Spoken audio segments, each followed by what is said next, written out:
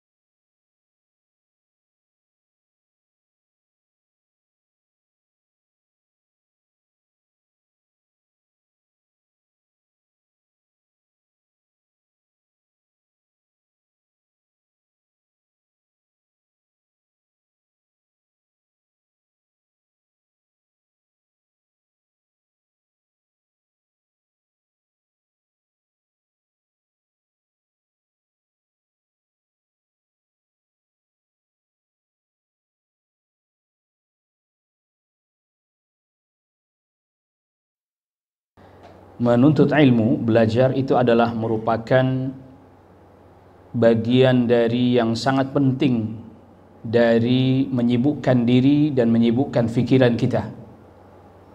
Maka para ulama mengatakan bahwa talabul ilmi khairu ma syaghalat bihil qulub. Sebaik-baiknya aktivitas menyibukkan fikiran, menyibukkan hati adalah dengan ilmu. Yang dimaksud ilmu di situ ilmu syar'i, mengenal keagungan Allah, kebesaran Allah, memikirkan makhluk-makhluk ciptaan-ciptaan Allah Subhanahu wa taala, memahami nama-nama dan sifat-sifat Allah Subhanahu wa taala, merenungkan makhluk yang diciptakan oleh Allah, serta juga mempelajari kewajiban-kewajiban yang mesti kita tunaikan kepada Allah Subhanahu wa taala. Juga apa saja hal-hal yang dilarang untuk kita jauhi dan kita tinggalkan.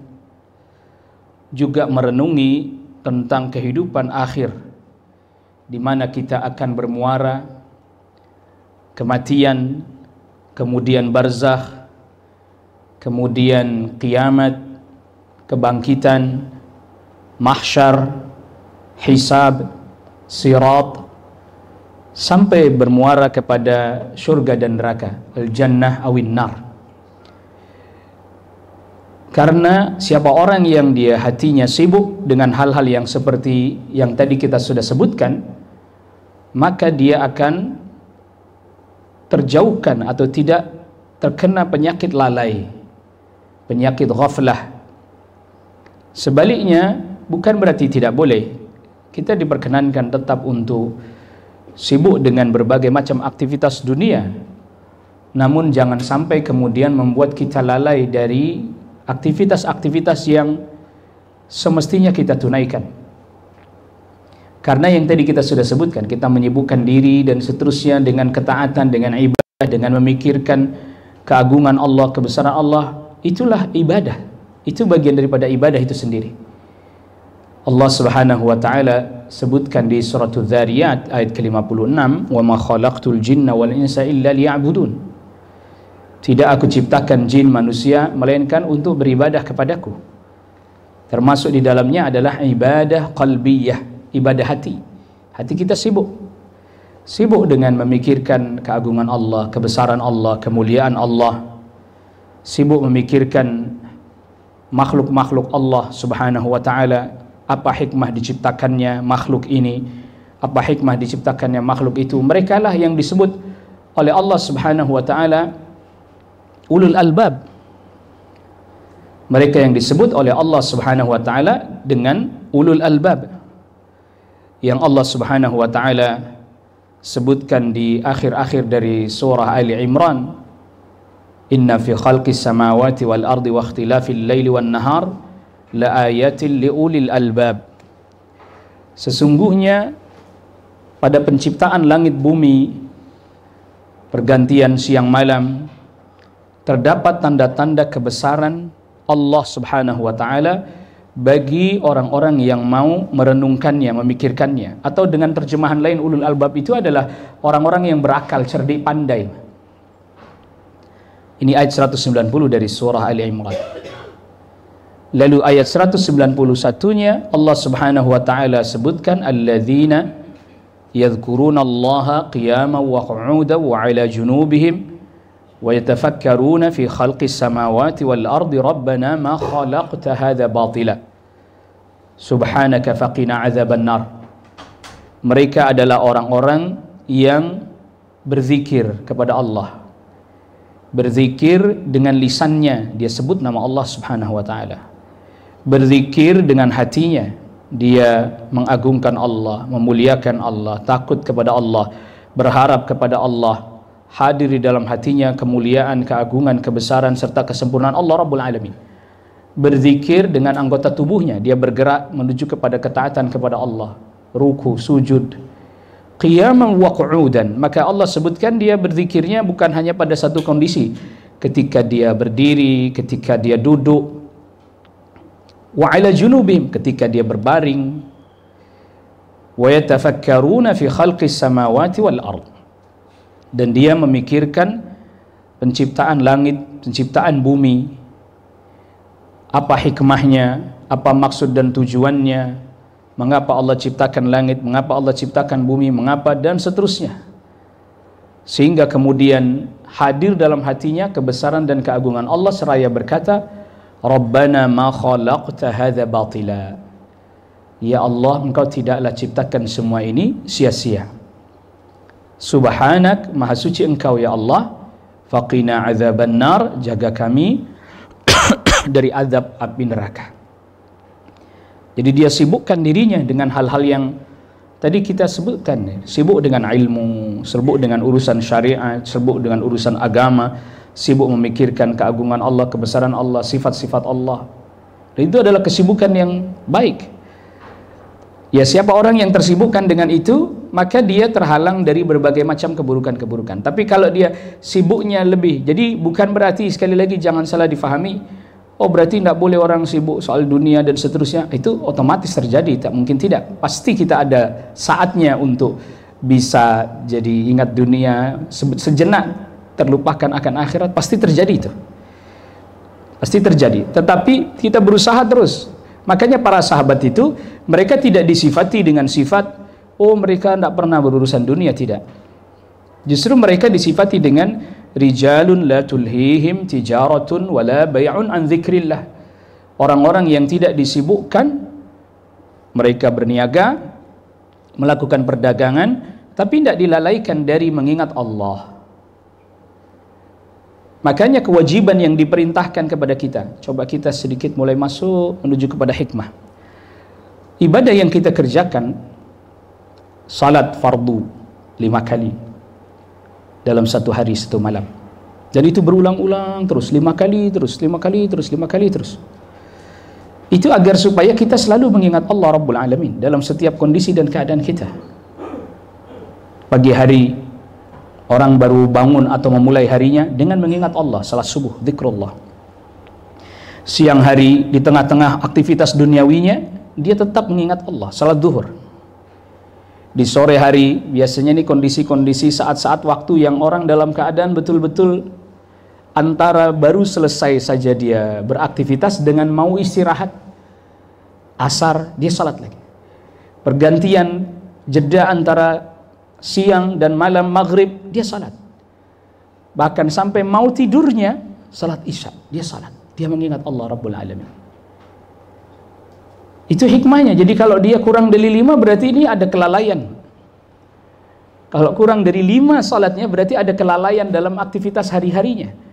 Dan dia harus terus mengingat Allah, karena dengan begitu, dengan mengingat Allah, itu hati kebutuhan utama itu.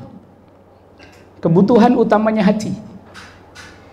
Kalau kebutuhan utama fisik, makanan, minuman, istirahat dan seterusnya, itu kebutuhan utamanya hati. Rasulullah sallallahu alaihi wasallam bersabda di dalam hadis yang sahih diriwayatkan Abu Dawud, innal musalliya yunaji rabbahu. Sesungguhnya orang yang lagi salat, dia sedang bermunajat kepada Allah Subhanahu wa taala. Kalau kita di rumah dengan keluarga, dengan istri, diam-diaman aja. Diam aja. Komplain enggak orang rumah? Kok diam aja, ngobrol dong. Atau kita sedang bepergian, safar, bapak-bapak ada tugas, pasti telepon ya. Pasti orang rumah pesan begitu. Nanti kalau sudah sampai kabari ya. Nanti kalau sudah senggang telepon ya, dan seterusnya. Maka kalau kita ditanya kebutuhan kita yang paling utama, bahkan melebihi kebutuhan makan dan minum, itu berkomunikasi. Itu berkomunikasi. Komunikasi dengan siapa? Pertama, komunikasi dengan Allah Rabbul Alamin. Kalau kita dengan orang tua, misalnya kita masih punya orang tua, punya ayah, punya ibu, kita tidak pernah hubungi, kita nggak pernah berkomunikasi dengannya, kita tidak pernah mendatangi, kalau masih kita sempat datangi, tidak pernah kita telepon. Apa kata orang? Anak durhaka kan? Anak durhaka ini. Masa telepon aja tidak sempat? Masa komunikasi saja tidak sempat? Masa berbincang saja tidak sempat? Bayangkan bagaimana dengan Allah Rabbul Alamin yang ciptakan kita, yang kasih hidup kepada kita, memberikan rizki kepada kita, yang memberikan kehidupan kepada kita. Tidak sempat terus. Padahal yang butuh untuk berkomunikasi dengan Allah Rabbul Alamin itu kita. Tapi rahmatnya Allah Subhanahu wa taala, kasih sayangnya Allah kepada kita, Allah yang panggil. Hayya 'alas salah. Ayo kita salat. Mari kita salat. Hayya 'alal falah. Mari kita menuju kepada kesuksesan, keberhasilan, kemenangan, kebahagiaan. Ini diajak oleh Allah Subhanahu wa taala. Itu berarti bahwa mengingat Allah itu kebahagiaan. Mengingat Allah Subhanahu wa taala itu kebahagiaan. Maka orang yang sibukkan dirinya dengan tadi belajar ilmu syar'i, mengenal siapa Rabbnya, sifat-sifatnya, nama-namanya, itu membuat dia semakin dekat, dan itulah jalan menuju kepada Allah Rabbul Alamin. Maka menuntut ilmunya bagian daripada zikir, salatnya bagian daripada zikir, baca Al-Qur'annya bagian daripada zikir, dan seterusnya. Semuanya itu bagian daripada mengingat Allah Rabbul Alamin, menjaga hubungan yang baik dengan Allah Rabbul Alamin yang memberikan kehidupan kepada kita, yang menciptakan kita. Maka Allah sebutkan bahwa kita diciptakan untuk beribadah kepada Allah, memang untuk menjaga hubungan yang baik dengan Allah Rabbul Alamin. Dan itu yang pertama. Ini pertama dari hubungan-hubungan yang lain, yang pertama ini. Kepada orang tua, iya tentunya. Tapi lebih-lebih lagi kepada Allah Subhanahu wa taala. Dan itu hak tertinggi yang harus ditunaikan. Itu adalah hakullah, hak Allah, dan itu hak tertinggi yang harus ditunaikan oleh hamba sebelum yang lain-lainnya. Sehingga nanti kalau terjadi tazahum itu kayak ada berdesakan antara dua hak. Ketika misalnya contoh, ada orang tua memaksakan anaknya untuk berbuat kekufuran, berbuat kesyirikan, berbuat kemaksiatan, nggak boleh anaknya mengikuti orang tuanya itu. Karena kalau dia berbuat kesyirikan, kekufuran, maksiat, yang dia langgar hak Allah. Walaupun orang tua yang perintahkan, karena yang dilanggar itu adalah hak Allah, dan hak Allah hak tertinggi, tidak boleh diikuti. Allah Subhanahu wa taala berfirman di surah Luqman ayat ke-15, "Wa in jahadaka 'ala an tusyrika bi ma laysa laka bi 'ilm, fala tuti'huma." Kalau kedua orang tuamu memaksamu untuk berbuat kesyirikan yang kau tidak memiliki ilmu akan hal itu. Maksudnya kesyirikan itu tidak ada ilmunya, tidak ada dalilnya, tidak ada pijakan, hujahnya tidak ada, pasti tidak ada. Jadi orang berbuat kesyirikan itu nggak ada pembenarannya, nggak ada dari Al-Quran, tidak ada pembenarannya dari hadis Nabi, nggak ada. Yang ada pembenaran dari pikiran-pikiran sendiri. Fala tuti'huma, maka jangan taati keduanya, nggak boleh. Maka oleh karena itu ketaatan kepada makhluk terbatas, ada batasannya, ada aturannya. Ketaatan kepada Allah mutlak. Ketaatan kepada Allah mutlak. Ketaatan kepada makhluk terbatas, ada batasannya. selama dia tidak memerintahkan kepada kemaksiatan. Rasulullah SAW bersabda, la ta'ata li makhluqin fi ma'siyatil khaliq. Tidak ada ketaatan bagi makhluk manapun dalam bermaksiat kepada Allah Al-Khaliq. Innamat ta'atu fil ma'ruf. Ketaatan itu hanya pada hal yang ma'ruf saja, yang baik secara syariat saja. Yang buruk tak boleh. Yang haram tak boleh. Apalagi kesyirikan, kekufuran tambah tidak boleh. Lihat. Itu tertinggi. Maka kalau ketaatan kepada Allah Subhanahu wa taala itu ketaatan tertinggi, lalu kemudian selanjutnya Allah perintahkan kepada kita untuk taat kepada Rasul sallallahu alaihi wasallam. Kita diperintahkan untuk taat kepada Rasul yang perintahkan Allah Rabbul Alamin. Allah Rabbul Alamin perintahkan. Bahkan mentaati Rasul sama dengan mentaati Allah. Allah Subhanahu wa taala berfirman di surah An-Nisa ayat ke-80, "May yuti'ir rasula faqad ata'a Allah." Siapa orang yang mentaati Rasul sallallahu alaihi wasallam, maka berarti dia mentaati Allah. Dia taat kepada Rasul berarti dia taat kepada Allah Subhanahu wa taala. Karena Rasul sallallahu alaihi wasallam diutus sebab kita tak bisa langsung berkomunikasi dengan Allah. Kita kan nggak bisa. Ya Allah, salat gimana? Nggak bisa kita. Maka Rasulullah SAW manusia yang Allah Rabbul Alamin pilih untuk menjelaskan apa yang Allah kehendaki dari kita untuk kita lakukan. Apa yang harus kita lakukan? Apa yang harus kita kerjakan? Maka Allah Subhanahu wa taala memberikan wahyu kepada Nabi sallallahu alaihi wasallam. Yang pertama, wahyu dalam bentuk Al-Qur'an. Lafaznya, redaksinya langsung datang dari Allah Rabbul Alamin dan Rasul pasti memahami hal itu. Wahyu dalam bentuk Al-Qur'an. Maka wahyu dalam bentuk Al-Qur'an dibacakan oleh Rasulullah sallallahu alaihi wasallam kepada umat, kepada kita. Teksnya dibacakan, lafaznya dibacakan. Dan ini adalah sumber hukum tertinggi karena datang dari Allah Subhanahu wa taala yang haknya yang paling utama harus ditunaikan. Jadi sudah tidak ada lagi ini istilahnya supremasi hukum tertinggi, nggak ada kecuali Al-Quran pertama itu. Ini wahyu yang pertama dari Allah Rabbul Alamin. Allah Rabbul Alamin mewahyukan kepada Rasulullah sallallahu alaihi wasallam. Lalu Rasulullah SAW menyampaikannya kepada umat. Yang pertama, wahyu dalam bentuk lafaznya, teksnya ayat. Lafaznya ayat. Yang kedua, dalam bentuk penjelasan. Dan itu juga wahyu. Karena Rasul SAW diberikan oleh Allah Rabbul Alamin satu kemampuan yang memang itu kemampuannya seorang Nabi dan seorang Rasul memahami ayat yang diwahyukan dan juga mengerti penjelasannya seperti apa dan bagaimana. Nah, maka wahyu yang berupa penjelasan, jadi ini kan ayatnya wahyu, lalu kemudian perlu dijelaskan dengan wahyu lagi. Maka penjelasannya pun menjadi wahyu juga, yaitu sunnah. Perkataannya Nabi sallallahu alaihi wasallam dalam menjelaskan ayat, perbuatannya Nabi sallallahu alaihi wasallam dalam melaksanakan dan mempraktekkan serta mencontohkan implementasi dari ayat. Oleh karena itulah ketika Ummul Mukminin Aisyah radhiyallahu anha ditanya tentang akhlaknya Nabi sallallahu alaihi wasallam, beliau katakan, Aisyah radhiyallahu anha katakan, kana khuluquhul Quran. Kalau kita terjemahkannya bebas, akhlaknya Nabi sallallahu alaihi wasallam adalah merupakan implementasi praktek dari apa yang ada di dalam Al-Quran. Al-Quran mengandung konsep-konsep global, konsep-konsep umum yang kemudian Rasulullah SAW yang menjelaskan detail rincinya plus tata laksananya. Nah, sekarang kita diperintah oleh Allah Subhanahu wa taala secara umum untuk beribadah. Allah perintahkan kita untuk ibadah. Maka nanti Rasulullah SAW menjelaskan ibadah itu apa saja sih bentuknya, bagaimana sih tata caranya, tata laksananya, apa sih hikmahnya, bagaimana sih yang mesti dibaca, apa saja yang mesti dibaca.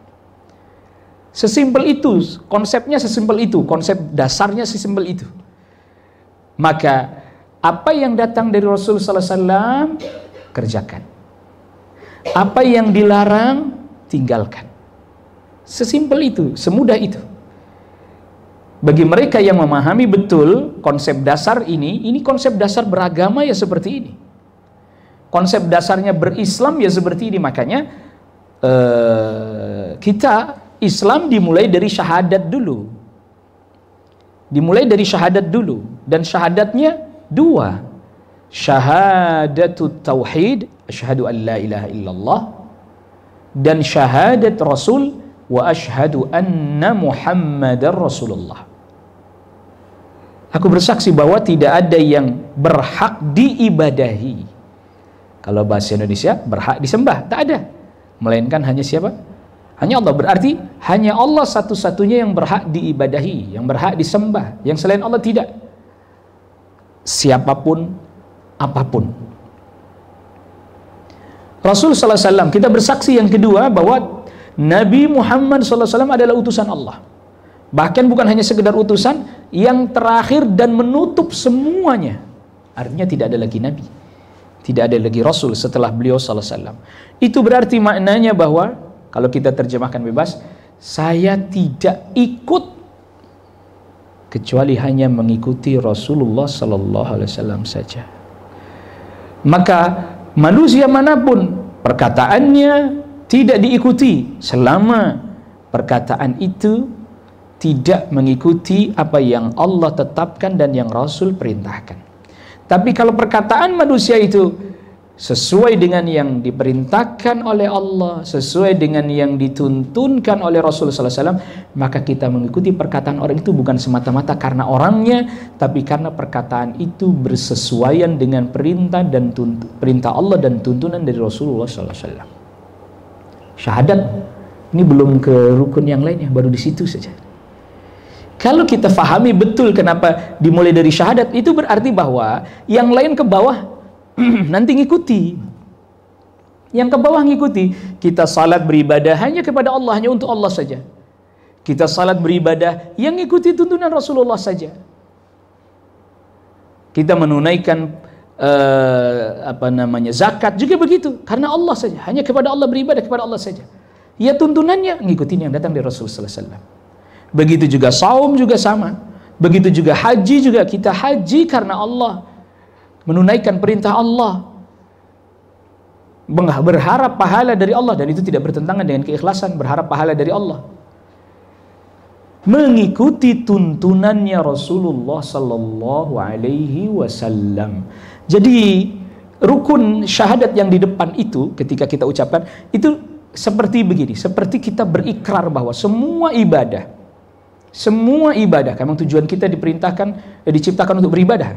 Semua ibadah hanya untuk Allah, hanya kepada Allah, hanya untuk Allah. Semuanya. Semua ibadah hanya mengikuti tuntunannya Rasulullah sallallahu alaihi wasallam. Itulah Islam. Menarik, ada yang menarik. Ada surah, kita kenal satu surat habis suratul Baqarah itu surat Ali Imran ya. Jadi yang benar surat Ali Imran, cara bacanya begitu, bukan Al-Imran, bukan. Kalau Al-Baqarah betul, Al-Baqarah itu betul. Al-Maidah betul, Al-Maidah betul. Al-An'am betul. Tapi kalau untuk Ali Imran itu bukan Al, tapi Ali. Maka cara penulisannya dia lamnya tidak digabungkan dengan ainnya, tidak disambungkan. Karena ternyata itu artinya keluarga. Dia keluarga, bukan seperti alif lam ta'rif, Al-Baqarah, Al-Fatihah, bukan. Dia punya arti keluarga. Keluarganya Imran. Tahu kita surah Ali Imran, keluarganya Imran yang dimaksud siapa? Imran yang dimaksud siapa? Bapaknya Maryam, kakeknya Nabiullah Isa alaihissalam. Dan kita hanya sebut kakeknya hanya ini, karena memang kan dari jalur ayah tidak ada kan. Kakeknya Nabiullah Isa alaihissalam, Imran namanya. Rasulullah SAW pernah ditanya, ada sahabat tanya, wahai Rasulullah, kok ada orang hidup di zaman yang begitu lama sekali waktunya, Apa maksudnya? Itu Imran. Imran kan bapaknya Nabi Musa. Kok Imran bapaknya Maryam juga? Apakah itu Imran yang sama atau Imran yang beda? Kata Nabi SAW, Imran yang beda. Jadi Imran itu bukan nama orang Arab. Imran itu nama orang Israel, Bani Israel. Ya, bukan nama orang Arab. Itu nama orang Bani Israel. Ya, Nabiullah Musa kan Bani Israel. Nabi Isa juga Bani Israel. Imran Bani Israel. Maryam Bani Israel. Zakaria Bani Israel. Yahya Bani Israel. Mereka bukan orang Arab. Daud Bani Israel. Sulaiman Bani Israel. Mereka bukan orang Arab. Cuman kemudian belakangan namanya dipakai oleh orang Arab, namanya dipakai orang Indonesia, itu lain cerita. Tapi asal muasal nama itu bukan nama Arab. Bahkan cuman kadang di negeri kita kan suka begitu. Oh, jangan ke Arab-Araban. Lah, Imran bukan nama Arab. Musa bukan nama Arab. Daud bukan nama Arab. Sulaiman bukan nama Arab. Bahkan Muhammad sallallahu alaihi wasallam itu baru Nabi saja yang punya nama itu di tengah masyarakat Arab pada saat itu. Nama Muhammad diberi nama beliau sallallahu alaihi wasallam dengan nama Muhammad, itu nama pertama di tengah masyarakat Quraisy. Tidak ada anak, tidak ada orang sebelumnya memiliki nama Muhammad. Sebelumnya di tengah masyarakat Quraisy nggak pernah ada. Baru kali itu Rasulullah sallallahu alaihi wasallam namanya Muhammad. Baru kali itu anak punya nama Muhammad. Yang lainnya nggak pernah ada punya nama seperti itu dari keturunan orang Arab sebelumnya. Quraisy nggak pernah ada. Di dalam surah Ali Imran, kita tahu surah Ali Imran ini adalah surat yang jadi menarik. Secara umum saja, nanti kita sebutkan agak detail yang surah Ali Imran. Surah Ali Imran itu berkaitan penuh dan utuh pastinya dengan surah Maryam. Betul Bapak Ibu? Iya, karena surah Ali Imran, keluarganya Imran membicarakan keluarganya Imran, termasuk membicarakan Maryam, ibundanya Nabi Isa alaihissalam. Bergeser ke sana, surat setelah surah Maryam, khusus ada surat sendiri juga membicarakan tentang ibundanya Nabiullah Isa alaihissalam, Maryam. Kita di surah Ali Imran saja, kita tidak ke sana. Di surat Ali Imran terdapat penjelasan tentang agama Islam secara tegas, jelas. Luar biasa ini. Satu surat saja, dan ini kita ambil dari beberapa ayat saja, nggak seluruhnya, yang menjelaskan apa itu Islam.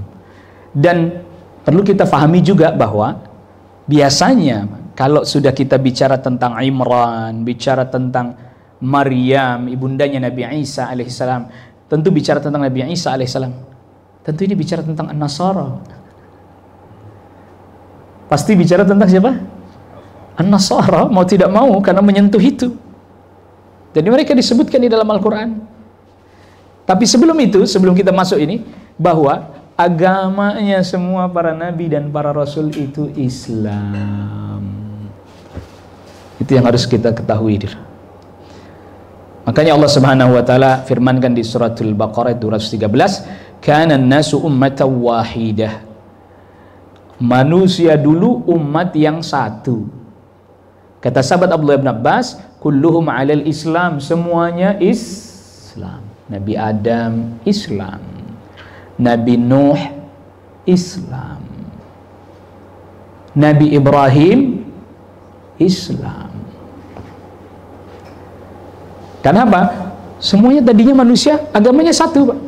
Ummatan wahidah, umat yang satu, agamanya satu. Jadi agak menjadi satu hal yang ironi ketika ada orang Islam berkata begini, Islam kan agama belakangan munculnya. Lebih dahulu Nasara atau Nasrani, lebih dahulu Yahudi. Come on. Dan ini uniknya di sebagian perkuliahan, kampus-kampus Islam, ini diyakini kayak begini. Loh, kok aneh? Islam lah duluan.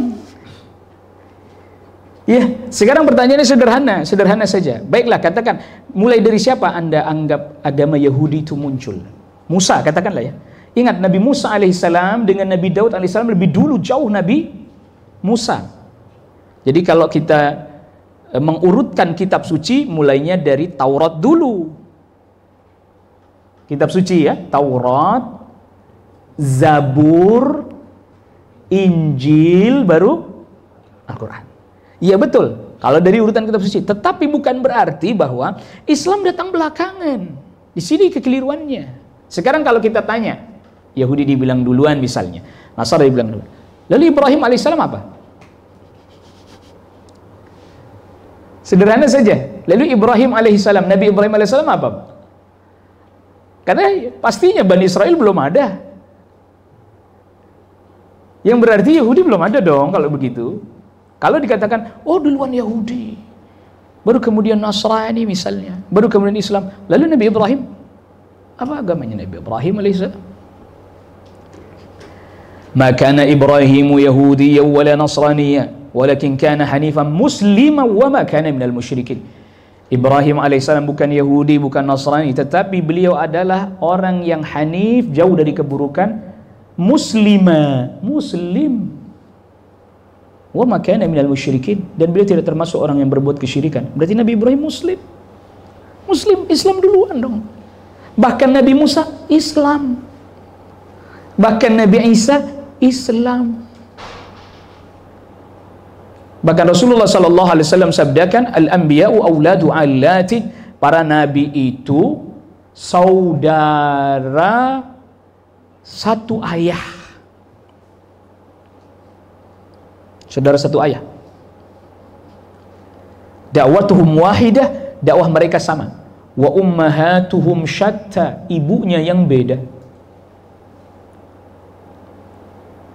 Ibrahim alaihissalam menikahi Sarah. Ya, Sarah dulu nih, Sarah dulu. Tidak pakai Siti pasti. Karena kalau Siti orang Malaysia, orang Indonesia itu Siti itu. Gak ada orang Babylon kok. Nabi Ibrahim Babylon. Babylon awas ya. Bukan Arab, bukan Arab. Babilonia. Ya, jadi wilayah Mesopotamia itulah. Yang lalu kemudian hijrah meninggalkan negerinya ke Palestina. Jadi aslinya orang Babylon. Jadi nggak ada orang Babylon namanya Siti, itu nggak ada, pasti nggak ada. Sarah. Lalu kemudian meninggalkan negerinya karena tadi di negerinya semuanya belum ada yang beriman seperti Ibrahim alaihissalam dan istrinya yaitu Sarah. Lalu hijrah, mau masuk Palestina, singgah di Mesir. Di Mesir ada seorang penguasa Mesir yang kita singkat ceritanya, begitu sangat kagum takjub sama Sarah yang salihah. Dia punya anak namanya Hajar. Hajar, kamu belajar dari wanita ini, kamu ikut dia agar kamu menjadi wanita yang baik, salihah seperti dia juga. Hajar ikut. Cuma kemudian Sarah berkata kepada suaminya, wahai suamiku, Anda dengan saya suami istri. Sedangkan dia kan bukan istri, bukan saudara, bukan kerabat, bukan. Bagaimana dia mau ikut kita? Ya sudah, nikahi saja. Nabi Ibrahim alaihissalam semenjak itu akhirnya dinikahi. Allah Rabbul Alamin berikan rizki Hajar punya anak duluan. Siapa namanya? Siapa namanya? Ismail alaihissalam. Lalu kemudian Allah uji Nabi Ibrahim alaihissalam, dipisahkan dengan istri dan anaknya. Hajar dibawa ke Makkah. Itu bukan karena faktor kecemburuan. Awas, ini bahaya ini. Cerita-cerita ini karena Sarah cemburu akhirnya diusirlah Hajar, suruh ditempatkan yang jauh. Tidak benar ini, tidak benar nih. Harus diklarifikasi ini. Kalau enggak bahaya ini cerita-cerita seperti ini. Memang ada di sebagian buku, tapi harus diklarifikasi. Jadi itu memang diuji. Makanya pas ketika sampai di Makkah mau ditinggal sama Nabi Ibrahim, Hajar tanya, apakah engkau hendak meninggalkan kami di sini? Diam Nabi Ibrahim tidak jawab. Sampai 2 kali bertanya seperti itu. Pertanyaan ketiga diganti. Apakah benar Allah yang memerintahkanmu untuk meletakkan kami di tempat ini? Allahu amaraka bihadza. Lalu Nabi Ibrahim menjawab, iya, na'am. Lalu pergi. Itu berarti memang perintah Allah, diuji oleh Allah Rabbul Alamin. Bukan atas kecemburuannya Sarah. Udah deh itu istilahnya cerita-cerita yang kayak begitu harus betul-betul diminimalisir, karena mengganggu, membawa perasaan soalnya itu kan. Lalu kemudian Allah kasih rizki Sarah anak. Siapa itu? Siapa itu? Ishak. Nanti dari Ishak punya anak namanya Yakub. Yakub inilah Israel. Nama lainnya Nabiullah Yakub alaihissalam adalah Israel. Jadi benar dong apa yang Nabi SAW katakan, kami ini saudara seayah, beda ibu. Dari Yakub alaihissalam nanti muncul Bani Israel, nabi-nabi Bani Israel. Ada Yusuf alaihissalam. Nanti ada di bawahnya lagi, generasi di bawahnya ada Musa alaihissalam, ada Harun alaihissalam, terus sampai ke Isa alaihissalam. Bani Israel. Dari Ismail alaihissalam turun ke bawah nanti ada Nabi Muhammad sallallahu alaihi wasallam. Jadi benar kan? Saudara seayah beda ibu, agamanya sama. Ini dulu yang kita clearkan. Nah, setelah kita memahami ini secara singkat, baru kita masuk yang di surah Ali Imran ayat 19. Insyaallah kali ini kita hafal potongan depannya. Inna dina indallahil Islam. Sesungguhnya agama yang diterima di sisi Allahnya apa? Ini bukan klaim sepihak, bukan klaim sepihak, dan juga bukan intoleran, bukan. Loh, memang ayatnya bunyinya begitu, saya mau bilang apa lagi? Masa mau dirubah ayatnya? Inna dina indallahi al-Islam wal Yahud. Ya, keliru kita. Nggak boleh orang ayatnya bunyi begitu masa dirubah. Nah, sekarang pertanyaannya sederhana. Yang disebut di ayat 19 agama yang diterima di sisi Allah Islam, itu Islam apa sih maknanya? Kita tidak pakai definisi bahasa, enggak, langsung kita ayat Al-Quran sendiri menjelaskan, ayat yang lain menjelaskan ayat yang lainnya. Ayat 18. Ini kan di 19 nih, naik satu ayat. Cuman saya tidak hafal pojoknya, saya tidak ngerti pojoknya ya. Naik satu ayat. Ayat 18. Allah Subhanahu wa taala berfirman, "Syahidallahu annahu la ilaha illahu wal malaikatu wa ulul ilmi qa'iman bil qist, la ilaha illahu wal azizul hakim." Allah bersaksi, lihat, Allah bersaksi bahwa tidak ada yang diibadahi dengan benar kecuali hanya dirinya saja. Allah bersaksi duluan. Sebelum makhluk ini ada, malaikat belum ada, langit bumi belum ada, jin belum ada, manusia belum ada, semua belum ada. Allah telah bersaksi untuk dirinya sendiri bahwa tidak ada yang diibadahi dengan hak, dengan benar, melainkan hanya dirinya saja. Ini persaksian tertinggi. Yang bersaksi Allah yang maha tinggi, yang dipersaksikan dirinya sendiri yang juga maha tinggi. Maka ini adalah persaksian yang tertinggi dan termulia. Allah bersaksi bahwa tidak ada yang diibadahi. Terjemahannya Indonesia lagi, tidak ada yang disembah dengan hak, dengan benar kecuali hanya Allah. Yang selain Allah batil, siapapun dia, apakah dia nabi, apakah dia rasul, apakah dia malaikat, apakah dia jin, tak berhak dia disembah. Tauhid. Para malaikat juga bersaksi dengan persaksian itu. Yang berilmu maksudnya para nabi, para rasul yang diberikan ilmu oleh Allah, diwahyukan, juga bersaksi dengan persaksian seperti ini. Qa'iman bil qist, Allah menegakkan keadilan. Inilah keadilan yang sebenarnya. Makanya kesyirikan disebut kezaliman, tauhid disebut dengan keadilan paling adil. Kesyirikan, kezaliman paling berat, paling besar. Sebagaimana yang disebutkan di surah Luqman ayat ke-13, inna syirka la zulmun azim. Sesungguhnya kesyirikan, kezaliman paling besar. Kenapa? Yang dilanggar hak Allah. Kalau orang ramai-ramai terkait dengan pelanggaran hak asasi manusia, kalau kita udah dengar ini hak asasi manusia telah dilanggar dan seterusnya, hak Allah pada dilanggar, diam aja. Ya, hak Allah dilanggar. Bukan berarti kita membolehkan melanggar hak manusia, nggak boleh. Lalu hak Allah gimana? Gitu dong. Itu hak paling utama, paling tinggi itu, paling mulia. La ilaha illahu al azizul hakim. Tidak ada ilah yang diibadahi dengan benar, dengan hak, melainkan hanya Dia yang maha perkasa lagi maha bijaksana. Nah, ini berarti Islam pertama tauhid. Nah, kalau orang bertanya sekarang, Terus gimana dengan agama yang lain? Agama Yahudi itu adalah pergeseran dari agama Islam yang dibawa oleh Musa alaihissalam, mengalami pergeseran. Maka dia bergeser dari syariatnya Nabi Musa alaihissalam sedikit demi sedikit, setahap demi setahap. Bahkan dalam jangka waktu kurang lebih 3000 tahun, maka agamanya Nabi Musa sebenarnya sirna, yang tersisa adalah pergeserannya 3000 tahun. Begitu pula Nabi Isa alaihissalam, setelah Nabiullah Isa alaihissalam diangkat oleh Allah Rabbul Alamin, maka agamanya Nabi Isa mengalami pergeseran. Dalam jangka waktu kurang lebih 600 tahun bergeserlah agama Nabi Isa, habis. Sebenarnya sudah tidak ada karena berganti dengan kesyirikan. Orang Yahudi mengatakan bahwa Uzair, salah satu nabi mereka, Ibnullah, anaknya Allah. Orang Nasara mengatakan Isa ibnullah, Isa anaknya Allah. Bergeseran.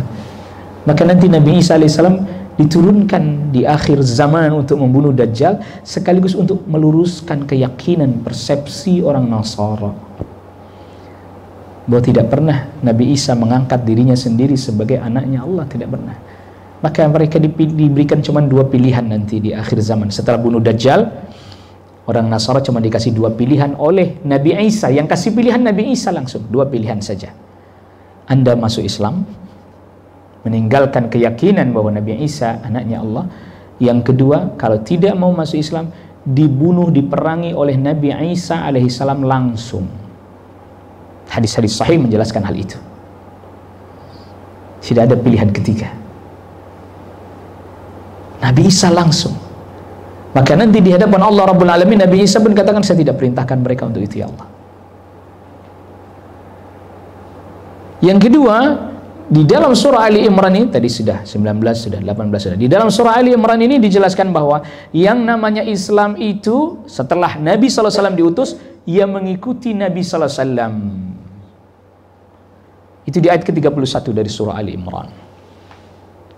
Qul in kuntum tuhibbunallah fattabi'uni yuhibbukumullah wa yaghfir lakum dzunubakum wallahu ghafurur rahim. Allah perintahkan kepada Nabi Muhammad SAW, katakan kepada umatmu, kalau kalian betul-betul cinta kepada Allah, maka cara membuktikan kecintaan kita kepada Allah adalah dengan mengikuti tuntunan ajarannya Rasulullah sallallahu alaihi wasallam. Yuhibbukumullah, maka Allah akan mencintai kalian, wa yaghfir lakum dzunubakum, Allah akan mengampuni dosa-dosa kalian. Sungguhnya Allah Maha Pengampun lagi Maha Penyayang. Allah Maha Pengampun lagi Maha Penyayang. Maka berarti setelah bertauhid, asyhadu an la ilaha illallah, ya, kita wajib mengikuti Rasul, wa asyhadu anna Muhammadar Rasulullah. Di surah Al Imran dijelaskan. Islam itu tauhid, Islam itu ngikutin Rasul sallallahu alaihi wasallam. Fattabi'uni, ikutin aku. Yuhibbukumullah, maka Allah akan mencintai kalian. Ayat ke-31 dari surah Al Imran ini disebut juga oleh para ulama, semisal Al-Imamul Hafidh Ibn Katsir, dengan ayatul imtihan, ayat ujian. Kenapa disebut dengan ayat ujian? Karena kalau orang itu ngaku cinta Allah, maka harus diuji, benar nggak perbuatannya ngikutin Rasul atau tidak. Atau hanya sekedar pengakuan di lisannya cinta kepada Allah, tapi perilakunya, perbuatannya nggak ngikuti Rasul. Cara ibadahnya nggak ngikutin Rasul. Maka tadi kita sebutkan kan, salatnya, zakatnya, puasanya, hajinya, dan seterusnya. Maka dia nggak cinta Allah sebenarnya kalau begitu. Baik. Maka tinggal satu ayat lagi yang ingin saya jelaskan, masih di surah Ali Imran. Maka apabila seseorang mengaku berislam tapi dia tidak bertauhid, tapi dia tidak mau ngikutin tuntunan Rasul sallallahu alaihi wasallam, maka tidak akan diterima itu darinya. Karena hakikatnya yang dia pegang itu bukan Islam. Kalau tidak tauhid dan nggak ngikutin sunnah, berarti itu bukan Islam.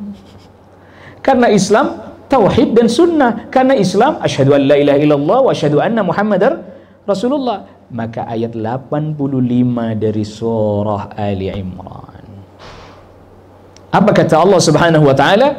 Wa may yabtaghi ghairal islami dina falan yuqbala minhu wa huwa fil akhirati minal khasirin. Siapa orang yang mencari agama selain Islam, siapa orang yang mencari agama selain tauhid, siapa orang yang mencari agama selain tuntunan Rasulullah sallallahu alaihi wasallam, falan yuqbala minhu, enggak akan diterima darinya. Sampai kapanpun tidak akan diterima. Wa huwa fil akhirati minal khasirin, dan dia di akhirat termasuk orang yang rugi. Kerugian itu ada dua macam. Kalau kita dapati kata rugi di dalam Al-Quran, kata sahabat Abdullah bin Abbas, rugi itu ada dua macam.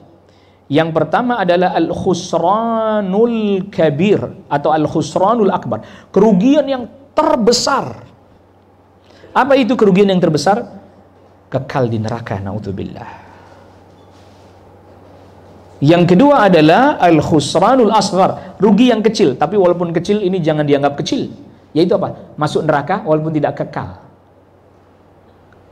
Jadi dia dimasukkan ke dalam neraka walaupun tidak kekal, walaupun nanti diangkat dan seterusnya, itu tetap rugi.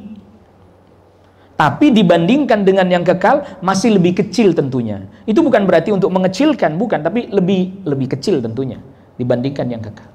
Rugi.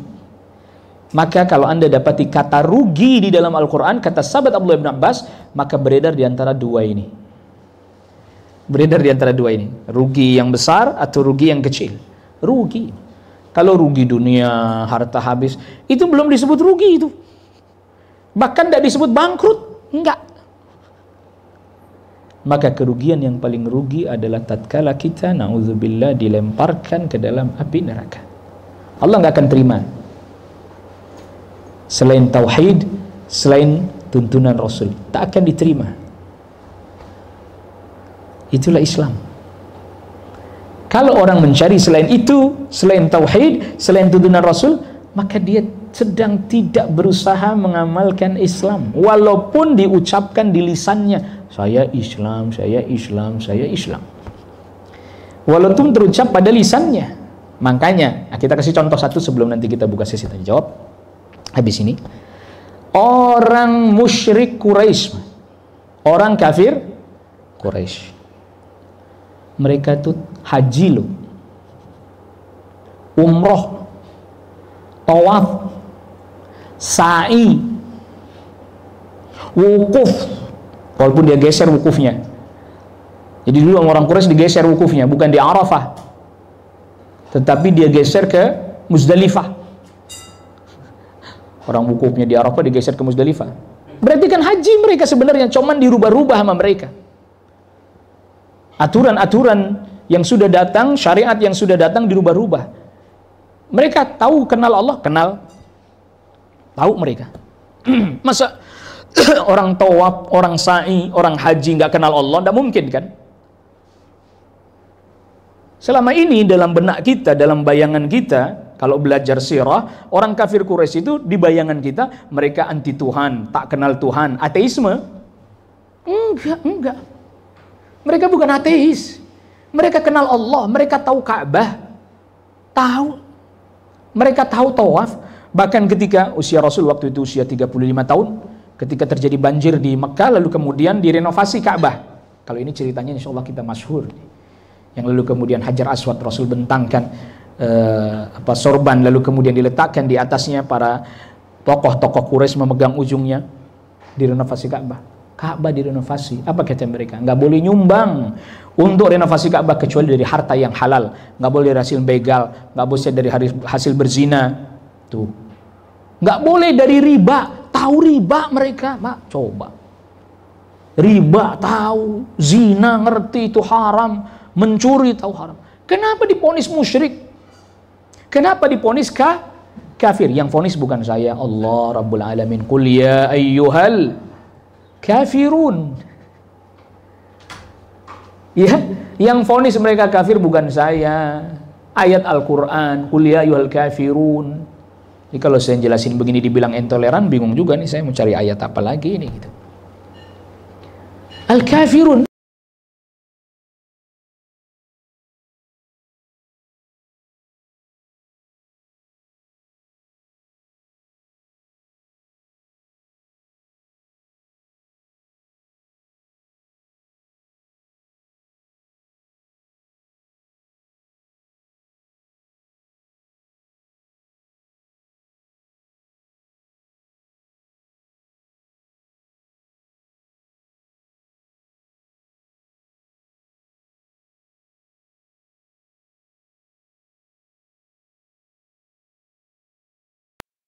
Ini tadinya orang-orang soleh, orang-orang baik, orang-orang dermawan, yang kemudian mereka jadikan sarana untuk mendekatkan diri kepada Allah, dibentukin patung.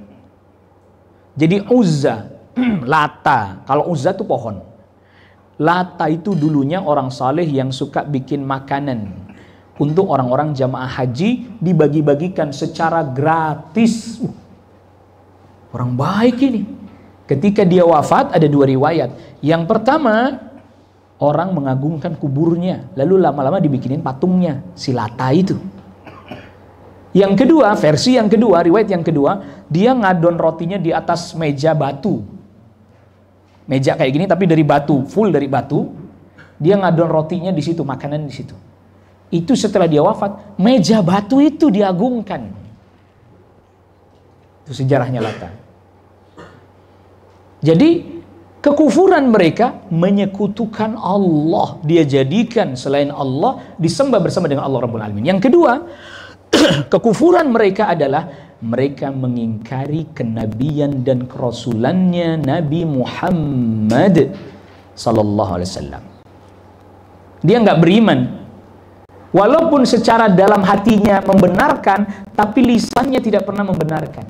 Abu Jahal ditanya, "Hai Abu Jahal," namanya Amr bin Hisham, Abu Jahal. "Hai Abu Jahal, apakah engkau pernah mendapati Muhammad berdusta?" Nggak pernah. Berarti benar dong pengakuan dia bahwa dia seorang nabi. Benar, kata Abu Jahal. Lalu kenapa anda nggak percaya? Kenapa anda nggak beriman kepadanya? Kenapa anda tidak menyatakan syahadatlah kalau bahasa kitanya? Apa kata Abu Jahal? Kalau saya membenarkan Muhammad itu nabi, Muhammad itu rasul, maka kemuliaan apa yang didapatkan oleh suku saya? Karena apa? Semua kebaikan diambil sama sukunya Muhammad, yaitu Bani Hashim. Sedangkan suku saya Bani Makhzum, sukunya Abu Jahal Bani Makhzum.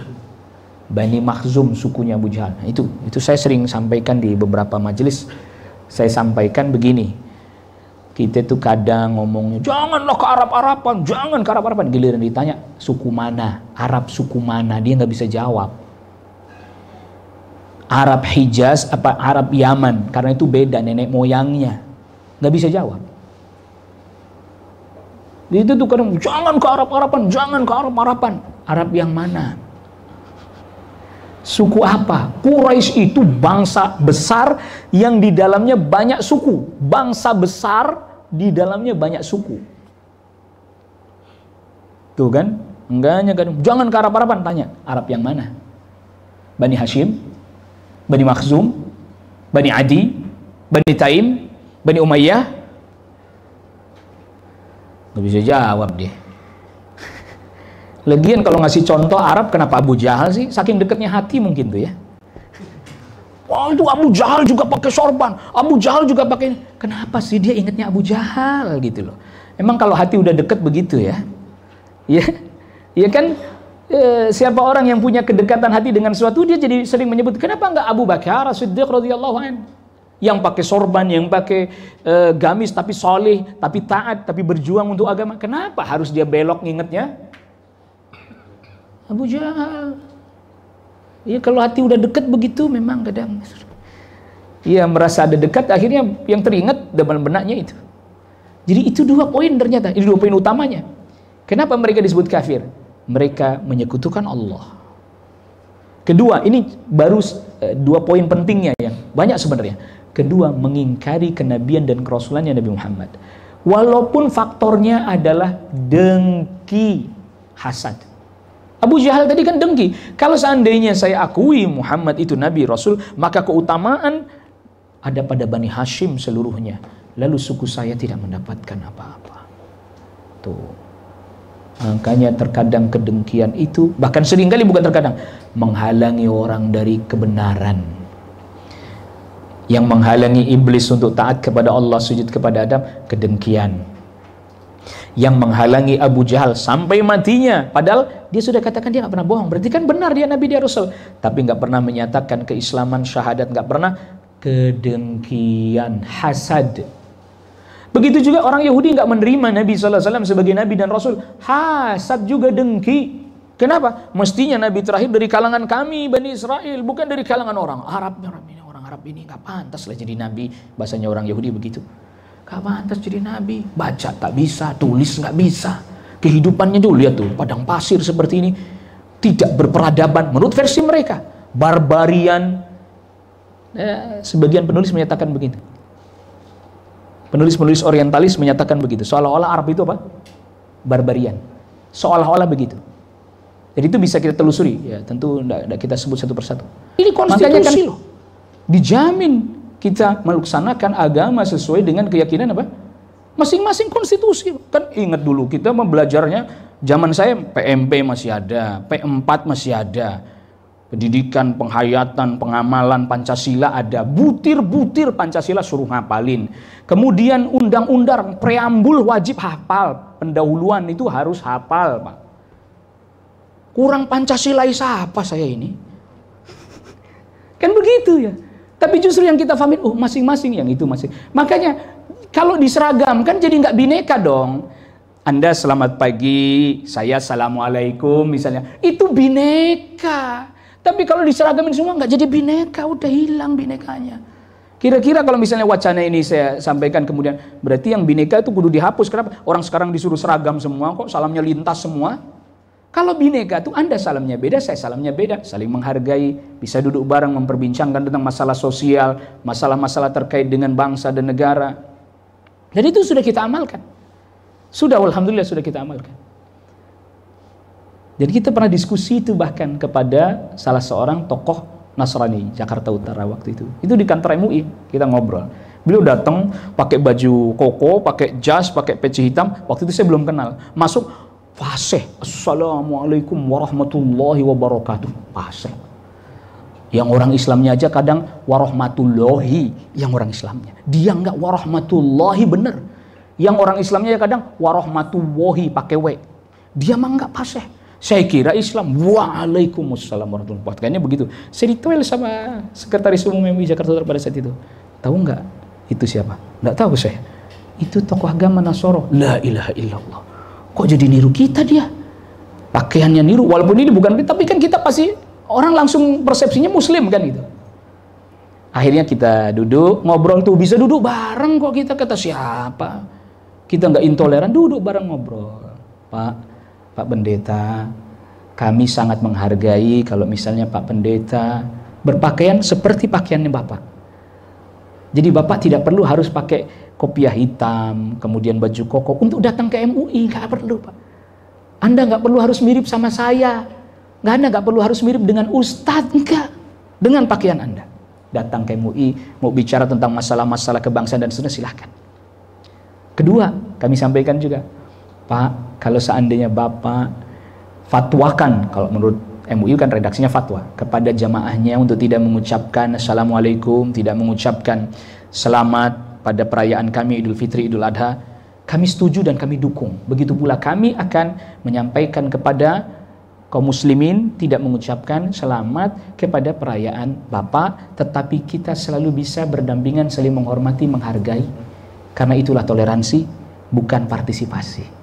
Terima Pak. Bagus sekali ya itu. Itu meneguhkan kebangsaan dengan itu. Jadi kami jadi jelas, oh Bapak ini tokoh agama Nasrani. Datang, kita terima di MUI, nggak terus diusir, nggak. Ngobrol, bicara kebangsaan, masalah sosial, kemasyarakatan, kriminalitas, dan seterusnya. Bisa, dan itu sudah kita lakukan. Udah dari dulu. Nggak ada campur-campur, salam, nggak ada. Dan itu kita akur kok. Sejak kapan itu dianggap seolah-olah kalau yang salamnya ndak lintas itu dianggap intoleran? Sejak kapan? Dahulu enggak. Kami bisa duduk bareng. Tapi memang ada satu saya ingat nama tapi lupa wajah. Pernah waktu itu acara di tingkat provinsi DKI, Forum Komunikasi Umat Beragama tingkat provinsi DKI. Salah satu, jadi di Kementerian Agama itu Pak, ada dirjennya masing-masing. Dirjen Bimas Islam ada, Dirjen Bimas untuk agama lain juga ada, masing-masing ada semua. Dirjennya ada masing-masing. Nah itu, waktu itu acara Forum Komunikasi yang terhormat, di antaranya ada salah satu dirjen, dia kalau saya tidak salah ingat Nasara, dirjen mewakili masyarakat Nasara. Dia itu orang pertama yang mengucapkan salam lintas, lengkap semuanya termasuk Assalamualaikum dan yang lainnya, dia lengkap. Teringat nama, nggak ingat muka saya. Tahun berapa saya lupa, 2004 apa kalau tidak salah. Jadi sekitar 20 tahun yang lalu. Lama banget tuh kan ya. Sekitar 2004 atau 2005 lah. Itu pertama kali saya dengar. Kami pun terkejut, terkaget-kaget karena nggak pernah ada pada saat itu pejabat yang salamnya lintas seperti itu. Nggak pernah ada. Dan dia pun kutip-kutip ayat Al-Quran, dia pun baca ayat Al-Quran, fasih lagi, fasih. Itu mungkin ya kalau kita tidak kenal siapa beliau terus keluar, itu disangka penceramah, itu disangka ustadz. Kayaknya pasihan dia tuh daripada ustadz yang biasa ceramah. Betul. Ini kan sudah tidak bineka. Kenapa? Anda di ranah Anda, saya di ranah saya gitu loh. Tunjukkan aja, nggak usah khawatir. Dan tidak usah yang Anda harus berpura-pura seperti orang Islam. Sebagaimana kami juga nggak harus kemudian toleran diwujudkan dalam memakai pernak-pernik yang itu memang tidak terkait dengan keyakinan agama kami. Wallahu a'lam. Silakan kalau ada pertanyaan. Masih ada waktu ini, kita sampai jam 11.20. 20 aja Pak, 11.20. Jangan 11.30 ya. 11.20 aja. Kalau nggak ada, alhamdulillah berarti selesai dah. Jadi bapak-bapak dulu silakan. Silakan. Waalaikumsalam warahmatullahi wabarakatuh. Oh, pakai ini pengeras suara. Silakan.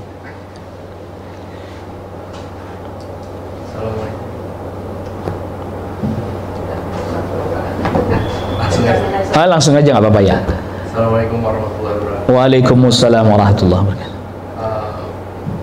Di awal tadi mengutip perkataan Ustaz bahwa sunnah itu kan implementasi dari Al-Quran. Ada pula hadis yang merupakan kutipan ya dari apa yang telah diperbuat oleh Rasul. Ya. Saya pernah dengar suatu ceramah mengatakan bahwa umat Islam ini adalah umat yang pertama kali masuk surga. Padahal kita sendiri kalau sholat 5 kali itu paling nggak nyampe sejam kalau di total dalam sehari. Tadi penjelasan Ustadz juga tentang Nabi Musa, Nabi Isa, itu bahkan umat-umatnya itu lebih sulit lagi dikejar oleh Fir'aun, disiksa. Memang apa sih istimewanya umat Nabi Muhammad dibanding umat-umat Nabi yang lain? Kenapa kita ini seperti diprioritaskan padahal ibadahnya nggak sulit-sulit amat menurut saya, cuma butuh konsistensi aja. Begitu Ustaz. Terima kasih. Baik. Jadi tentang sabda Nabi sallallahu alaihi wasallam bahwa yang pertama kali masuk ke dalam syurga Allah Rabbul Alamin adalah umatnya Nabi Muhammad sallallahu alaihi wasallam, itu betul. Betul. Kenapa begitu? Karena yang dihisab pertama kali juga umatnya Nabi sallallahu alaihi wasallam. Betul ya? Jadi yang dihisab pertama kali umatnya Nabi. Nah, yang masuk surga pertama kali umatnya Nabi, karena ada 70.000 dari umatnya Nabi sallallahu alaihi wasallam masuk surga tanpa dihisab, tanpa diazab. Dan mereka memiliki kriteria yang itu ya. Yang pertama kali masuk surga itu punya kriteria-kriteria. Ada kriteria-kriterianya yang disebut dengan umatnya Nabi sallallahu alaihi wasallam yang mendapatkan privilege khusus masuk surga tanpa hisab, tanpa azab. Jadi bukan kriterianya memiliki jadi bertingkat-tingkat. Umatnya Nabi sallallahu alaihi wasallam juga bertingkat-tingkat. Ada yang masuk surga lebih dulu tanpa hisab, tanpa azab. Ada yang masuk surga dihisab dulu tapi tidak diazab. Ada yang masuk surga dihisab dulu dan juga diazab dulu, baru diangkat. Jadi dia bertingkat-tingkat. Jadi kalau misalnya kita beranggapan bahwa masuk surga duluan berarti semuanya tanpa hisab, tanpa azab semua, itu tidak. Bertingkat-tingkat mereka tetap sesuai dengan kriteria-kriteria itu. Nah, tapi secara umum kenapa umatnya Nabi sallallahu alaihi wasallam diprioritaskan? Karena nabinya nabi terbaik satu. Rasulnya rasul terbaik. Kitabnya kitab terbaik. Syariatnya syariat yang terbaik. Jadi kalau dibilang kayaknya sih nggak susah-susah banget. Iya bener itu. Betul itu. Tapi nggak susah banget aja, masih banyak yang susah gitu. Bagaimana dibikin susah banget? Itu sampai yang apa ya, bahasa kitanya iri, tapi iri yang positif. Itu Nabi Musa alaihissalam. Itu sampai iri yang positif, ghibtah. Itu pengen menjadi bagian dari umatnya Nabi sallallahu alaihi wasallam. Mohon kepada Allah, tapi nggak Allah kabulkan. Yang dikabulkan Nabi Isa. Makanya Nabi Isa alaihissalam turun nanti itu sebagai umatnya Nabi sallallahu alaihi wasallam, bukan sebagai nabi, bukan sebagai rasul. Sebagai umat Nabi sallallahu alaihi wasallam. Jadi kalau ditanya, ya justru karena umat ini umat yang utama, diberi rahmah, diberi kebaikan lebih, termasuk diantara kebaikan yang lebih diberikan di atas umat yang lain, umat ini ibadahnya dimudahkan oleh Allah Rabbul Alamin, tapi pahalanya dilipat gandakan. Tuh, salah satunya itu. Karena itu, jadi itu kasih sayang Allah terhadap Nabi SAW yang kemudian itu meluber kepada umat. Jadi makanya Nabi SAW juga diantaranya disebut dengan Nabiur Rahmah. Nabi Rahmah. Karena sebab beliau SAW umatnya dapat juga rahmatnya Allah. Di antara rahmat Allah yang Allah berikan kepada umat ini, ibadahnya dimudahkan, pahalanya tetap berlipat ganda. Segitu aja masih susah. Suruh 5, gimana suruh 50 itu? Padahal yang 5 itu keutamaannya seperti yang 50 atau setara dengan yang 50 kali. Justru sebenarnya dengan begitu kita jadi termotivasi dong. Oh, berarti ini umat terbaik. Alhamdulillah, berarti Allah memilih kita menjadi umatnya Nabi sallallahu alaihi wasallam, umat yang terbaik, umat yang penuh kasih sayang Allah berikan kepada umat ini.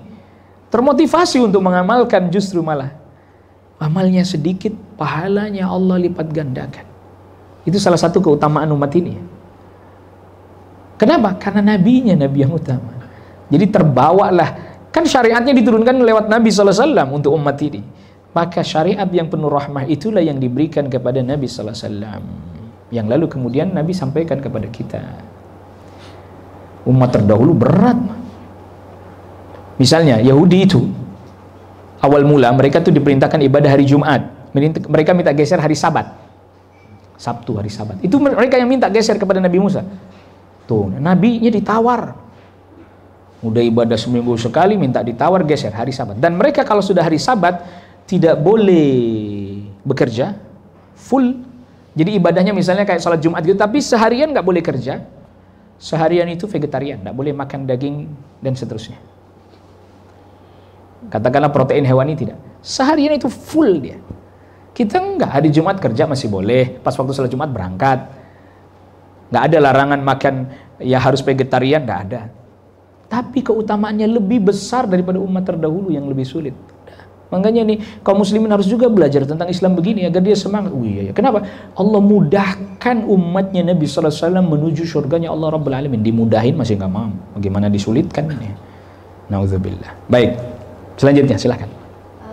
Ya Ustaz, Assalamualaikum. Waalaikumsalam warahmatullahi wabarakatuh. Saya ingin bertanya, beberapa tahun belakangan ini kan lagi bisa dibilang viral lah istilah law of attraction sama manifesting. Kalau di Indonesia itu lebih kayak hukum tarik menarik, kayak apa yang kita pikirkan dalam pikiran kita itu yang akan terjadi, ibaratnya kayak gitu. Terus kalau manifesting tuh lebih ke percaya, kita seperti percaya pada satu hal yang kalau kita terus menerus taruh di pikiran kita itu akan terjadi gitu. Saya pengen bertanya bagaimana pandangan Ustaz dan pandangan Islam sendiri terhadap hal itu, apakah itu termasuk melenceng dari ajaran Islam atau termasuk syirik atau bagaimana, saya pengen lebih tahu aja. Baik, melenceng ini, melenceng. Artinya melenceng bagaimana? Allah Subhanahu wa Ta'ala telah menetapkan apa dan semua apapun yang terjadi ini sudah dicatat semuanya di Lauhil Mahfuz. Itu asasnya ya, itu asasnya ya. Maka nggak ada yang namanya tadi tarik menarik dan seterusnya, nggak ada itu. Sesuatu yang kita tanamkan terus menerus secara aturan Allah dulu nih ya, nggak ada. Yang batil ya batil, yang salah ya salah. Menurut Allah dan Rasulnya itu salah, salah. Menurut Allah dan Rasulnya itu hak, itu hak. Nah, yang dipermainkan di dalam istilah tadi apa, hukum tarik menarik atau manifesting atau semisalnya, yang dipermainkan adalah pikiran dan jiwa kita. Yang dimainin nama dia, yang dipengaruhi. Ya contoh tadi, memang itu kan sebenarnya kejiwaan kita, bukan hukum yang berubah. Sesuatu itu salah, tapi terus menerus lalu dianggap apa? Benar. Itu dalam aturan syariat berubah nggak hukum? Tidak. Mencuri tetap salah. Tapi pada satu kaum yang secara mentalitas, psikisnya terpengaruh, maka dia menganggap itu benar. Maka bedakan antara, bahasa sederhananya, antara realitas. Dan realitas itu adalah ketetapan dari Allah dan Rasulnya, itu realitas. Kenyataan faktanya. Dengan kondisi kejiwaan dan mentalitas kita yang terkadang akhirnya membuat kita seolah-olah berada pada satu posisi yang kontra dengan realitas itu, lalu kita anggap itulah realitas. Nah, bahaya itu, bahaya itu. Awas, awas. Maka oleh karena itu, mohon maaf, dan ini kenyataan, bisa disurvei. Orang-orang di era-era zaman sekarang, bahkan sebenarnya sudah mulai dari generasi M ya, mulai dari generasi milenium, mulai dari generasi M, atau bahkan sebelum itu, banyak orang yang hidup tidak pada realita, tetapi dia hidup pada tadi manifestnya dia, atau semisalnya dia tertarik dengan lingkungannya dan seterusnya, kebawa dengan lingkungannya, jadi tarik menarik, sehingga akhirnya dia tidak hidup pada, seperti tidak menapakkan kaki di bumi, dan dia tidak hidup pada realitanya. Panjang angan-angan, tulul amal, khayalan, lalu kemudian mitologi, betul nggak? Itu masuk di dalamnya. Legenda, perahu ditendang jadi gunung. Coba Pak, Anda bayangin tuh. Yang itu kemudian terus dimasukkan kan seolah-olah itu menjadi sesuatu yang realita. Tangkuban perahu ditendang jadi gunung, terus dimasukin. Hah? Kamu? Gimana ini? Sehingga banyak orang hidup tadi bukan di realita yang sebenarnya dari ketetapan Allah Rabbul Alamin, tapi dalam realita dirinya yang dia anggap sebagai sebuah realita. Ngeri ini. Makanya kemudian lahirnya berbagai macam penyakit-penyakit, gejala-gejala kejiwaan, sindrom dan seterusnya. Sekarang kalau kita balik tanya, zamannya para sahabat, dah ada psikolog laku, nggak bakalan ada itu. Psikiater nggak laku. Karena mereka hidup menapak kaki di bumi, hati menjulang ke langit, mengenal Allah penciptanya. Sedangkan hari ini kita, kaki tak menapak di bumi, hati pun tidak menuju Allah penciptanya. Di mana dia itu? Ngambang. Begitu yang terjadi, ya, ini betul nih. Makanya coba kita lihat. Memang para sahabat hidupnya nyaman-nyaman. Hidupnya tentram-tentram. Tangannya ada yang buntung, dua-duanya, kakinya juga buntung, matanya buta. Allahu Akbar. Saya ingin berikan contoh sederhana saja, karena beberapa dulu sih saya senang nonton yang Discovery segala macam channel, ada beberapa channel saya tonton. Itu coba, mungkin ada yang pernah lihat, veteran perang Irak, pasukan Amerika yang veteran beberapa peperangan termasuk Irak. Mereka perlu rehabilitasi total kejiwaannya, mentalitasnya, Pak. Kakinya ada yang buntung sudah dipasangi kaki, tangannya ada yang buntung sudah dipasangi, tapi mentalitas mereka tetap down. Tuh lihat. Para sahabat kaki buntung, tangan buntung, mata buta, dan direhabilitasi batinnya, jiwanya. Kenapa? Kuat batinnya, mentalnya. Ya tadi, bergantung kepada penciptanya yang maha tinggi. Hidup di dalam realita, ya memang realitanya begini. Kita terima, kita bersabar, mudah-mudahan jadi pahala di sisi Allah Rabbul Alamin. Itu betul-betul tertanam di dalam hatinya. Mental kuat, menghasilkan jiwa yang hebat. Ini mestinya ngaji tauhid, ngaji akidah yang benar. Ini tentara ini yang mesti ngaji begini. Tentara yang pegang senjata, mentalnya ndak kuat, batinnya berantakan. Dor. Betul ndak? Karena dia bersenjata. Bukan cuma soal kekuatan fisik, kekuatan mentalnya, batinnya. Bagaimana? Kita kan sekarang istilahnya ada pelatihannya tuh, ada khususnya. Anger management lah, apalah istilahnya, ada kursusnya tuh. Dulu sahabat nggak pakai kursus begitu, enggak. Itu bukti bahwa agama menjadi solusi dari setiap permasalahan. Agama jadi solusi dari setiap permasalahan bagi mereka yang mau sungguh-sungguh mempelajari dan mengamalkannya. Akhirnya muncul problem-problem banyak tuh. Problem ini, problem itu, sindrom ini, penyakit ini, macam-macam. Bukan hanya penyakit zahir ya. Kalau penyakit zahir kan faktor makanan, faktor minuman, faktor lingkungan udara dan seterusnya. Penyakit zahir, sesak napas karena saluran udara yang kotor dan seterusnya. Tapi ternyata penyakit batin juga, mentalitas juga. Karena tadi misalnya contoh, panjang angan-angan, sedangkan tadi realita yang bisa dia raih cuman di sini, tapi angan-angannya menjulang tinggi. Realita ekspektasinya terlampau tinggi yang kemudian tidak tercapai, tidak teraih. Nah, itu menghasilkan berbagai macam problem-problem. Maka dalam Islam tidak, apa yang Allah tetapkan terjadi pada kita, dia tidak akan luput dari kita. Apa yang Allah tetapkan tidak akan kita bisa raih, maka pasti kita nggak akan bisa dapat.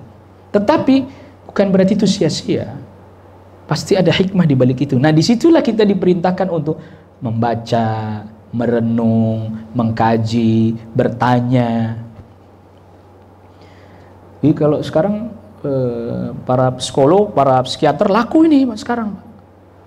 Kenapa itu tadi? Kenapa ada semacam kayak dimunculkan keraguan-raguan bahwa agama tidak menjadi solusi bagi mereka? Masalah itu.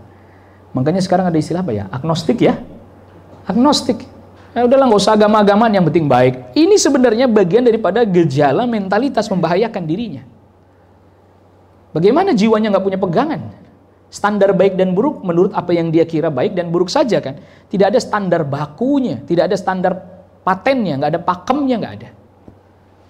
Nah, ini berbahaya, mengganggu juga kejiwaan dan mentalitasnya. Kalau agama sudah dianggap sebagai perkara yang seperti ini, sudah. Ya, lihat bagaimana di Eropa agama bukan Islam tentunya ditinggalkan, tempat ibadah kosong, gereja ditinggalkan dan seterusnya, susah ditarik kembali.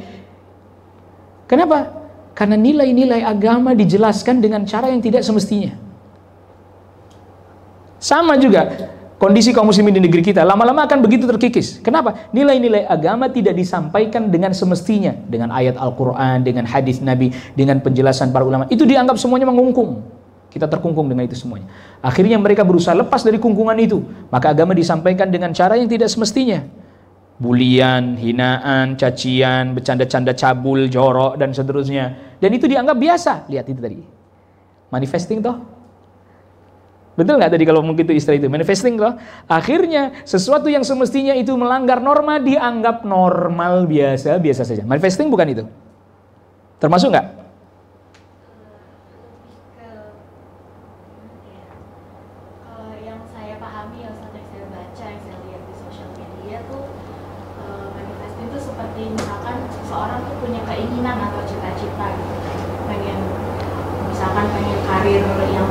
Yeah. Seperti apa, dia menanamkan terus bahwa dia harus selalu positif, dia harus selalu berpikir bahwa dia bisa, insya Allah, tentunya dengan dia tetap berusaha, tetap berdoa, tapi di pikiran dia itu memperkuat gitu, manifesting seperti itu. Oh, kalau yang itu boleh. Kalau yang seperti itu boleh. Dan Rasul sudah sebutkan, ada hadisnya sendiri, jadi tidak perlu pakai istilah yang kadang kita mendefinisikannya bisa berselisih ya. Rasul SAW sudah sabdakan itu. Ihris ala ma yanfa'uk. Kejar segala sesuatu yang bermanfaat bagimu. Wasta'in billah. Mohonlah pertolongan kepada Allah Rabbul Alamin. Wala ta'jazan. Dan jangan pernah engkau merasa tidak mampu, lemah. Udah ada hadisnya. Kalau itu betul, kalau yang itu betul. Tapi kalau sesuatu yang dia mau lalu dia tanamkan dan itu keliru, ya itu tidak boleh. Jadi kalau dia punya keinginan, cita-cita, ya harus dia upayakan dengan upaya zahir dan seterusnya. Tapi mohon pertolongan kepada Allah. Itu kata kuncinya itu yang lah. Maka lanjutannya biasanya orang tuh dia udah tanamkan itu pada dirinya, sikap positif, berbaik sangka kepada Allah, harus itu. Dia berusaha dengan semampunya dia, ya berdoa juga. Mungkin gagal nggak? Saya ulangin, mungkin gagal nggak? Mungkin gagal nggak? Sangat mungkin. Maka lanjutan hadisnya ada. Wa in asabaka syai'un fala taqul law kana li kadza la kana kadza wa kadza. Kalau seandainya terjadi sesuatu pada dirimu yang tidak kau sukai, padahal engkau telah berusaha dengan keras dan seterusnya, maka jangan kau katakan, coba saya begini, pasti saya begini, pasti akan begini, pasti akan begini, pasti akan begini. Aduh, coba saya. Fa inna law taftahu amal syaitan, karena perkataan seandainya yang itu seandainya dia merasa nggak terima lah, membuka pintu amalan syaitan. Di situ kemudian ada kayak tadi kekecewaan, ada kemudian ya macam-macam lah itu, macam-macam. Di dalam Islam enggak. Faqul qaddarallahu ma syaa fa'al. Katakan apa yang terjadi pada diriku itulah takdir dari Allah dan Allah melakukan apa yang Allah kehendaki. Jadi kalau tadi definisinya kayak begitu, itu benar itu. Cuma harus ada panduannya sesuai hadis ini. Ini sahih diriwayatkan Muslim, sesuai panduan hadis ini. Karena apa? Iya, kita sudah berusaha positif, tapi terkadang apa yang kita mau belum bisa diraih, belum bisa didapat. Nah, di sini jangan Anda berkata, coba seandainya begini ya, coba kalau begini. Seandainya, angan-angan. Tapi kaum muslimin itu adalah orang yang pandai mengambil pelajaran, sehingga ketika dia mengalami hal yang turun, mudah lagi bangkit. Karena dia tahu pasti di balik ini ada ketetapan Allah yang begitu baik buat dirinya, ada maslahat pastinya. Begitu. Jadi ini saya mungkin karena generasinya beda sehingga banyak istilah-istilah yang sekarang harus saya adaptasi lagi. Saya pelajari lagi apa ini maksudnya ini istilah ini. Tapi kalau yang ditanyakan tentang manifesting seperti tadi, itu betul, Islam mengajarkan seperti itu. Nah, kalau soal masalah ketetapan Allah di alam ini, ya sudah, tidak bisa dirubah. Artinya tidak bisa dirubah bahwa, tapi kan kita tidak tahu ya.